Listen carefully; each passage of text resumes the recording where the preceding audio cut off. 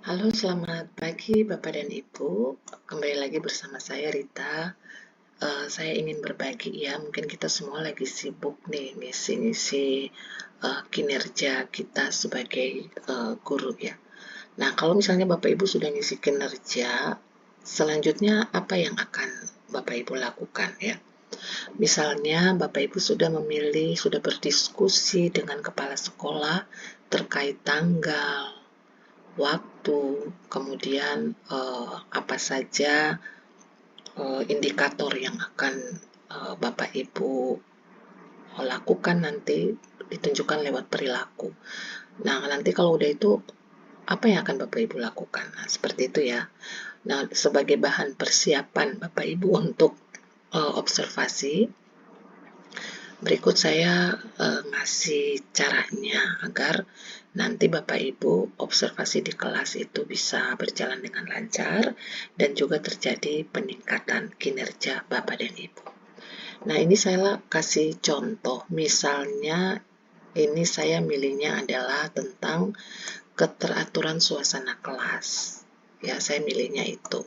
Nah, observasi nanti tentang keteraturan suasana kelas dinilai berhasil jika suasana kelas itu dia menjadi kondusif untuk proses belajar mengajar dengan minimal gangguan yang mengalihkan perhatian peserta didik dari aktivitas belajar. Jadi observasi ini akan dikatakan berhasil kalau ininya jalan nih Bapak Ibu ya, yang tadi saya sampaikan. Kemudian fokus observasi Bapak Ibu, pemerintah sudah menetapkan ada 3 pilihan. Boleh milih 1, boleh milih 2, boleh milih 3. Sesuaikan dengan kemampuan keadaan Bapak dan Ibu. Jadi jangan dipaksakan, karena teman saya milih 3, saya ngikut milih 3. Jadi sering berefleksi ya, saya baru bisa 1. Silahkan dicoba dulu yang 1, nanti semester depan mungkin Bapak Ibu akan meningkat menjadi 2 ataupun langsung ke 3. Nah, Bapak Ibu kan kita ngisi fokus observasi, saya contohkan di sini saya milih 3 nih ya. Guru melakukan komunikasi positif untuk membangun suasana kelas yang kondusif. Yang kedua, guru melakukan strategi pengelompokan. Jadi yang pertama nanti ada komunikasi positif, yang kedua strategi pengelompokan, kemudian ini mengingatkan aturan kesepakatan kelas. Nah, apa upaya yang dilakukan untuk mempelajari fokus dari observasi ini? Karena saya akan belajar tentang komunikasi positif, strategi pengelompokan, dan juga kesepakatan kelas, maka upaya yang akan saya lakukan misalnya, Bapak Ibu saya akan belajar praktek baik yang ada di PMM terkait dengan komunikasi positif, strategi pengelompokan, dan juga kesepakatan kelas. Selain itu mungkin saya akan mencari referensi yang lain, misalnya lewat jurnal, kemudian lewat website, dan sebagainya. Itu Bapak Ibu tulis di upaya mempelajari. Atau mungkin ingin bertanya kepada rekan sejawat yang berhasil atau yang sudah mempraktekkan fokus observasi tadi, disilahkan. Jadi ada banyak sekali upaya Bapak dan Ibu untuk mempelajarinya dan tidak terbatas hanya dalam satu upaya saja. Usahakan ada berbagai upaya yang Bapak Ibu lakukan untuk peningkatan observasi di kelas nanti. Nah, selanjutnya apa yang akan Bapak Ibu lakukan? Silakan Bapak Ibu, ini udah di PMM sudah ada ya, rubriknya sudah ada. Kita klik di rubrik sini. Nah, di dalam rubrik disampaikan bahwa ini adalah fokus perilaku observasi oleh atasan berdasarkan indikator yang saya pilih. Nah, tadi contohnya kan saya pilih indikatornya adalah keteraturan suasana kelas. Nanti berhasil jika suasana kelasnya kondusif ya, minimal gangguan dengan mengalihkan perhatian peserta didik dari aktivitas belajar. Oke, tadi 3 yang saya pilih. Nah, ini dijabarkan satu-satu Bapak Ibu. Untuk yang komunikasi positif, nanti karena ini perilaku ya, jadi apa yang akan saya lakukan di kelas? Perilaku yang dianjurkan. Nih, guru memanggil murid dengan menyebut namanya. Ini berarti komunikasi yang positif. Dan Bapak Ibu, hindari ini tanda merahnya. Jangan memanggil murid dengan sebutan yang merendahkan ya. Kemudian nanti perilaku ini nanti kan muncul terus sepanjang observasi. Jadi bukan sekedar Bapak Ibu ngabsen. Ketika Bapak Ibu akan meminta siswa untuk maju ke depan, misalnya mengerjakan soal, ya Bapak Ibu harus panggil namanya, bukan dengan sebutan-sebutan yang tadi ya, yang merendahkan, misalnya, "Hei kamu," jadi bukan namanya gitu, pakai "Hei kamu, maju," atau "Kamu yang ribut di belakang, maju ke depan." Nah, hindari hal-hal seperti itu. Jadi fokusnya Bapak Ibu memanggil murid dengan menyebut namanya, dan ini sampai selesai observasi. Yang berikut, guru menyampaikan harapan positif terhadap kelas. Nah, harapan positif apa yang Bapak Ibu harapkan terhadap kelas itu disampaikan. Kan ini menyampaikan ya. Jangan malah gurunya curhat di kelas, menceritakan tentang, "Aduh tadi Ibu datang ke sini kena macet," atau ban kempes, atau tadi anak Ibu sakit. Bapak Ibu tidak perlu menceritakan keluhan-keluhan Bapak Ibu atau persoalan-persoalan yang ada di sekolah. Tidak perlu diceritakan di kelas, karena bukan waktunya Bapak Ibu curhat pada saat itu. Nah, jadi sampaikan harapan positif Bapak Ibu di kelas, misalnya hari ini pembelajaran kita berjalan, harapan Ibu kalian semua bisa belajar dengan baik, bisa konsentrasi, bisa memperhatikan apa yang Ibu sampaikan, kemudian kalian bisa juga bertanya hal-hal yang belum kalian pahami. Jadi sampaikan harapan-harapan yang positif kepada kelas. Kemudian masih di komunikasi positif ini, guru melakukan aktivitas yang mencairkan suasana. Nah, Bapak dan Ibu, kalau masuk jam pertama, anak-anak itu kan kadang belum siap, ada yang belum sarapan, ada yang masih sibuk ngeluarin pensil, buku, masih persiapan dan sebagainya. Jadi ketika Bapak Ibu masuk, usahakanlah untuk melakukan aktivitas sederhana yang mencairkan suasana. Itu untuk yang jam pertama. Kalau jam pergantian jam malah lebih ribet lagi. Kenapa? Karena misalnya sebelum jam bahasa Indonesia ada jam fisika. Mereka sedang mengerjakan apa gitu yang belum selesai. Lalu ketika Bapak Ibu masuk, langsung Bapak Ibu mengajar, itu sulit sekali. Nanti anak-anaknya fokusnya nggak ke Bapak Ibu, masih fokus dengan pelajaran yang sebelumnya mereka terima. Gitu. Jadi Bapak Ibu perlu mengkondisikan kelas terlebih dahulu. Gitu, misalnya dengan ice breaking yang sederhana, mungkin mengajarkan mereka tepuk, mengajarkan mereka konsentrasi, atau silahkan ada banyak aktivitas yang bisa Bapak Ibu lakukan untuk mencairkan suasana kelas ya. Jadi hindari ini, jangan langsung mengajar. Begitu Bapak Ibu masuk, Bapak Ibu taruh buku, absen, langsung Bapak Ibu ngajar tanpa melihat bahwa anak-anak itu lagi ngerjain aktivitas-aktivitas lain begitu. Nah, itu untuk ini komunikasi positif. Nah, bagaimana dengan yang kedua? Yang kedua, melakukan strategi pengelompokan untuk mengaktifkan keterlibatan peserta didik. Nah, di bagian ini Bapak dan Ibu, nih, perilaku yang dianjurkan atau nanti yang akan diobservasi oleh kepala sekolah, guru mengelompokkan murid dengan menyampaikan tujuannya pada murid.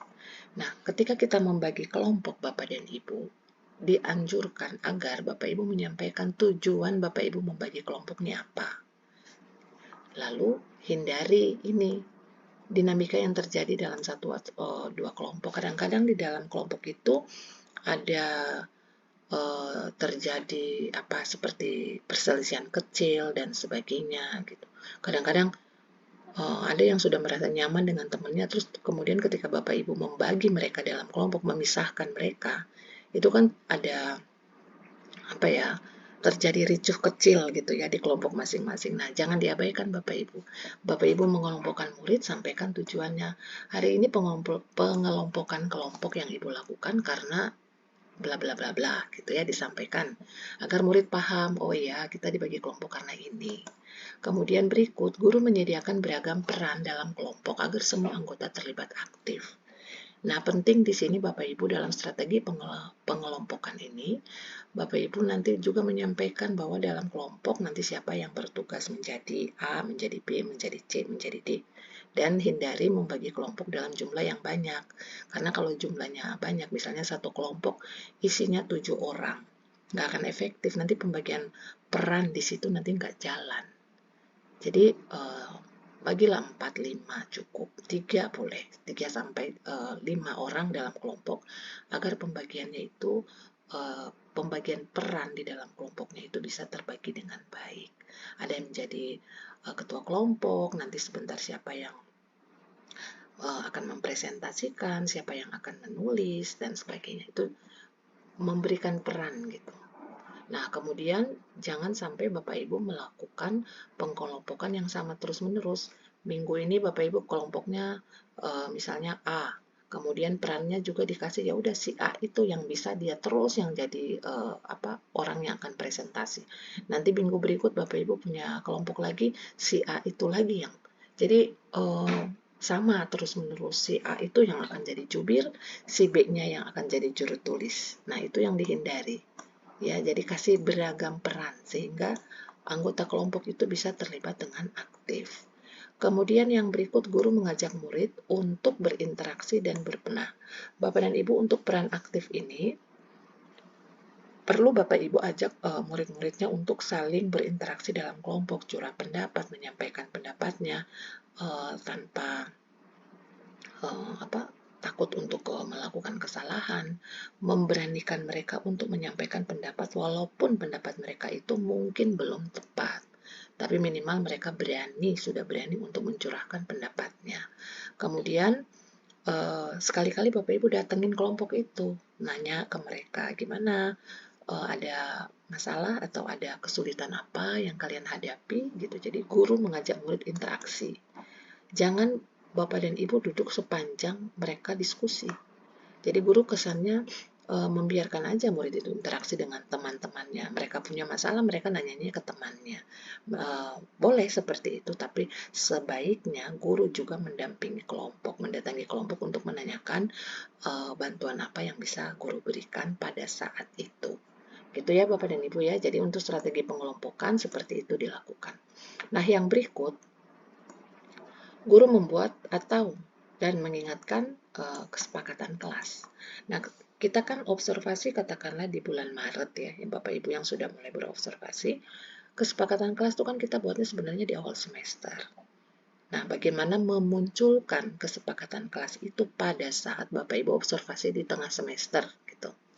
Nah, ada perilaku yang dianjurkan seperti ini.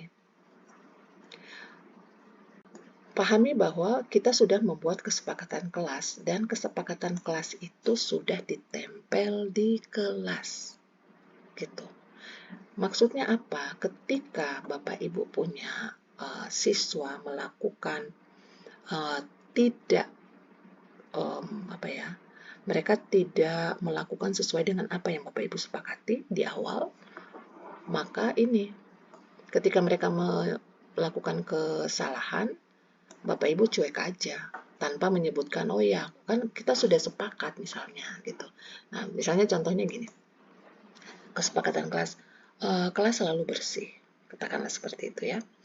Nah, ketika Bapak Ibu masuk kelas dan ternyata nyampah gitu kelasnya ya, ada botol minuman, ada tisu, ada hal-hal lain gitu yang bungkus-bungkus makanan yang jatuh di bawah meja, dan Bapak Ibu melihatnya ya cuek aja tanpa mengingatkan bahwa kita punya kesepakatan kelas gitu. Jadi tanpa menyebutkan aturannya ketika menegur. Jadi kalau marah sama murid itu sampainya diangkat, tapi nggak ngomong bahwa kita kan sudah sepakat bahwa kelas kita akan bersih. Nah, seperti itu Bapak Ibu ya. Kemudian yang kedua, guru mengajak murid untuk mengingat aturan atau kesepakatan kelas. Nah, jadi seperti yang tadi saya sebutkan, ketika mereka melakukan sesuatu yang melanggar kesepakatan kelas itu, guru punya kewajiban untuk mengingatkan. Makanya kesepakatan kelas itu sebenarnya harus ditempel di kelas. Misalnya poin 1, 2, 3. Nah, untuk mengenai selalu menjaga kebersihan kelas, misalnya poin 1 ya bisa disampaikan. Coba kita lihat sama-sama poin 1 di kesepakatan kelas kita gitu. Nah, jadi dengan murid itu terjadi interaksi saling mengingatkan. Jangan sampai Bapak Ibu justru yang melanggar gitu. Jadi Bapak Ibu sendiri yang tidak menyepakati aturan kelas yang sudah dibuat. Nah, yang terakhir Bapak dan Ibu, guru mengajak murid menilai seberapa efektif pelaksanaan aturan kelas. Nah, ketika Bapak Ibu menemukan hal-hal yang seperti tadi sudah melanggar, Bapak Ibu bisa kok ngomong sama muridnya. Kira-kira efektif nggak ya kesepakatan kelas yang sudah kita buat. Itu bisa disampaikan pada saat Bapak Ibu observasi. Jika Bapak Ibu menemukan hal-hal yang melanggar kesepakatan kelas. Gitu. Jadi aturan penetapan kesepakatan kelas ini juga perlu didiskusikan bersama-sama dengan murid, bukannya guru yang menentukan bahwa kesepakatan kelas ini adalah A, B, dan C. Nah, gitu Bapak Ibu. Nah, jadi kesimpulannya apa? Rubrik yang tadi dipilih oleh Bapak dan Ibu, indikator yang Bapak Ibu pilih akan keluar rubriknya di kepala sekolah, dan perilaku seperti inilah yang akan dinilai oleh kepala sekolah selama diobservasi. Sehingga Bapak Ibu perlu mengulang karena ini perilaku, jadi tidak perlu Bapak Ibu tulis secara rinci di dalam RPP atau modul ajar gitu. Ada mungkin yang bisa Bapak Ibu tulis, tapi ada yang tidak perlu Bapak Ibu tulis. Misalnya ini, guru mengajak murid untuk mengingat aturan kesepakatan yang telah disepakati. Itu nggak perlu ditulis. Kalau misalnya mereka menyepakatinya, ya nggak usah. Karena ini kan perilaku. Perilaku yang akan Bapak Ibu munculkan menjadi satu kebiasaan pada saat Bapak Ibu observasi. Jadi, silakan Bapak Ibu baca kembali rubriknya masing-masing sesuai dengan indikator yang dipilih, lalu keberhasilannya apa yang akan dicapai kalau kelasnya kondusif dan Bapak Ibu melakukan semua ini, karena kepala sekolah akan menilai perilaku-perilaku yang akan muncul nantinya. Nah, contoh misalnya, guru Bapak Ibu kan biasanya nulis absen ya, mengabsen. Nah, itu guru memanggil absen. Tapi ketika ada di bagian RPP Bapak Ibu itu ada misalnya mengerjakan soal, apakah Bapak Ibu harus menulis guru memanggil satu murid? Nah, satu muridnya siapa? Kan mesti ditulis apa namanya ya. Nah, oleh sebab itu Bapak dan Ibu, mari kita bersepakat gitu bahwa perilaku yang dianjurkan itu adalah hal yang akan diobservasi oleh kepala sekolah. Kalau bisa ditulis di dalam RPP dan modul ajar Bapak Ibu, silakan ditulis. Tapi kalau ini sepertinya sebentar saya biasa melakukan ini dan tidak perlu ditulis, ya nggak apa-apa gitu. Nah, seperti punya saya nggak nulis lagi gitu. Guru memanggil murid karena memang ketika mengajar sudah terbiasa memanggil murid dengan namanya untuk mengerjakan. Jadi bukan menyebut kamu atau menyebut kamu yang duduknya di belakang atau kamu yang ribut maju ke depan. Nah, enggak seperti itu. Itu sudah kebiasaan dan tidak saya tuangkan di dalam RPP atau modul ajar. Nah, jadi Bapak Ibu, observasi ini bukan sesuatu hal yang baru karena kita sudah melakukannya berulang kali. Hanya saat ini observasi ini akan menjadi bahan untuk Bapak dan Ibu, bahan untuk kepala sekolah menilai Bapak dan Ibu apakah sudah melakukan sesuai dengan indikator yang Bapak Ibu pilih. Gitu ya. Nah, jadi untuk observasi selama Bapak Ibu lakukan itu seperti itu nanti. Jadi cek lagi rubrik observasi masing-masing karena kalau Bapak Ibu yang memilih sesuai dengan contoh yang saya sampaikan akan sama. Tapi kalau misalnya Bapak Ibu pilih indikator yang lain, maka fokus observasinya juga akan berubah. Nah, kalau sudah Bapak Ibu sudah mempelajarinya, lalu Bapak Ibu mulai merevisi modul ajar atau RPP yang Bapak Ibu buat, sekali lagi perhatikan bahwa rubrik observasi yang dibuat oleh yang tadi saya tunjukkan itu membantu kepala sekolah pada saat observasi berlangsung dan dia tidak menjadi penilaian akhir dari kinerja Bapak Ibu. Karena penilaian kinerja bukan hanya observasi ya. Penilaian kinerja nanti didasari ketika Bapak Ibu ada peningkatan dari observasi dari sebelum observasi ke setelah observasi. Oke Bapak dan Ibu, semoga observasinya berjalan dengan lancar. Sekian untuk saat ini, nanti akan saya bahas kembali yang berikutnya. Selamat pagi dan sukses untuk observasinya.